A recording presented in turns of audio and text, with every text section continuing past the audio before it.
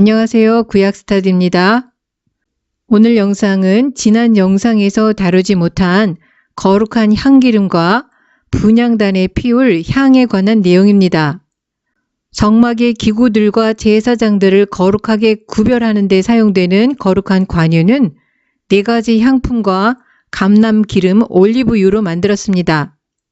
고대 세계에서 향신료와 향료들은 드물고 대단히 귀하게 여겨졌습니다.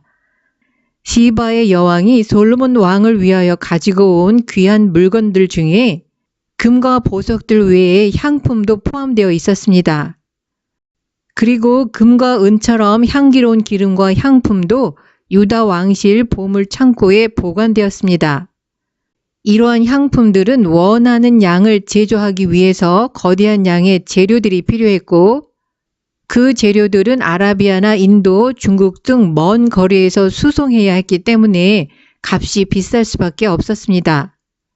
또한 향을 제조하는 일은 높은 수준의 기술과 경험을 요구하는 작업이었습니다. 하나님이 정해주신 향품은 상등 향품, 히브리어로 베사밈 로쉬인데, 베사밈은 향품을 의미하고 로쉬는 머리를 의미합니다. 즉 가장 좋은 향품으로 정해주십니다. 관유는 상등 향품으로 만들되 액체 모략, 향기로운 육개, 향기로운 창포, 계피 이렇게 4가지 향품에다가 감람기름, 올리브유를 섞어서 만들었습니다. 액체 모략은 일반적으로 아라비아 등지에서 나는 나무 껍질에 갈라진 틈에서 스며 나오는 방향성 고무 수지로 알려졌습니다. 향품을 얻는 방법은 2가지인데 가장 좋은 향품은 나무에서 자연스럽게 흘러나오는 것입니다. 본문에서는 이것을 가리켜서 액체 모략이라고 언급하고 있습니다. 또 다른 방법은 나무 껍질을 인위적으로 절개해서 얻는 것인데 질이 좀 떨어집니다. 하나님이 정해주신 방법대로 만든 거룩한 관유는 성막과 그 기구들에 발라서 그것들을 거룩하게 구별해야 합니다. 성막의 기구들은 지성소의 증거궤에서부터 시작하여 성소의 기구들에 바른 다음에 성막의 뜰에 있는 기구들에 바릅니다. 그리고 아론과 그 아들들에게 관유를 발라서 그들을 거룩하게 하고 그들로 하나님께 제사장 직분을 행하도록 성별합니다. 거룩한 관유를 바르는 효과는 그 대상들을 지극히 거룩하게 구별해서 하나님 섬기는 일에 적합하도록 성별하는 것입니다. 사람의 몸에 붓지 말며 이 방법대로 이와 같은 것을 만들지 말라. 이는 거룩하니 너희는 거룩히 여기라. 무릇 이와 같은 것을 만드는 자나 무릇 이것을 타인에게 붓는 자는 그 백성 중에서 끊쳐지리라. 관유는 사람의 몸에 부어서는 안 되며 하나님이 정하신 용도 외에 다른 목적으로 사용하기 위해서 거룩한 관유와 똑같이 만들거나 다른 사람에게 붓는 것이 금지됩니다. 관유와 분향할 향에 필요한 향품들은 값이 비싸기 때문인지 일반 백성들이 아닌 족장들이 헌물로 가져왔습니다. 너희는 그 위에 다른 향을 사르지 말며 번제나 소제를 드리지 말며 전제의 술을 붓지 말며. 분향단은 희생 제사를 위한 제단이 아니고 향을 살라 하나님께 바치기 위한 제단입니다. 따라서 번제나 소제나 전제가 금지됩니다. 또한 분향단 위에서 피우는 향도 하나님께서 정해주신 향 외에 다른 향을 사르는 것을 금지합니다.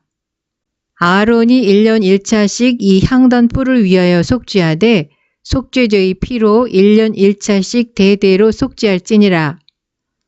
1년에 한 번 속죄일에 분향단 뿔을 위하여 속죄제의 피로 속죄해야 합니다.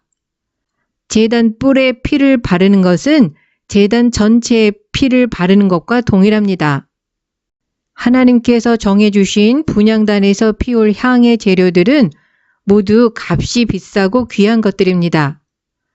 소합향, 나감향, 풍자향, 유향 이 4가지 재료로 만들었습니다. 풍자향은 단독으로 태울 때는 좋지 않은 냄새를 발산하지만 다른 향료들과 섞어서 태울 때는 불쾌한 냄새가 사라지고 다른 향료들을 더 자극적으로 만드는 효과를 갖고 있습니다. 그것으로 향을 만들되 향 만드는 법대로 만들고 그것에 소금을 쳐서 성결하게 하고, 향을 만들 때 소금을 치는 실제적인 이유는 향이 타는 속도를 증진시키고 연기를 확산시키기 위해서입니다. 이와 같은 방법은 고대 세계에서 세속적인 향은 물론 신성한 용도로 사용되는 향에도 흔히 사용되었습니다. 또한 소금은 정화 및 부패를 방지하는 효과가 있기 때문에 변질되는 것을 예방하기 위해서 넣었을 수도 있습니다.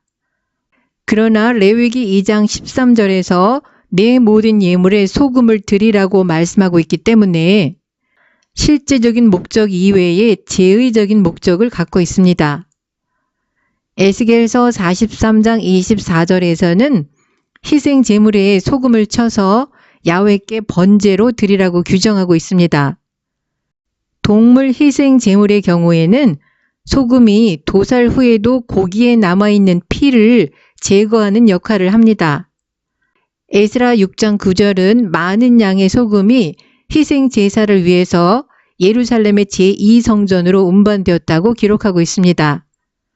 그렇지만 레위기 2장 13절에서 내 하나님의 언약의 소금이라는 말씀을 통해서 소금이 언약의 불변성을 뜻하는 상징적인 의미를 갖고 있음을 알 수 있습니다.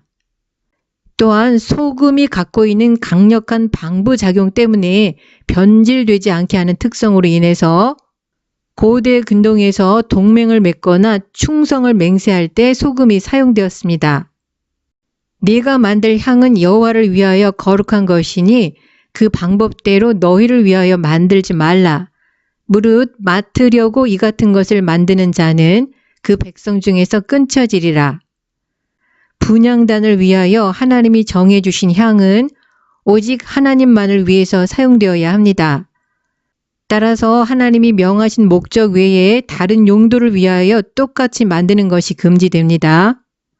오늘 영상은 여기서 마치겠습니다. 시청해 주셔서 감사합니다.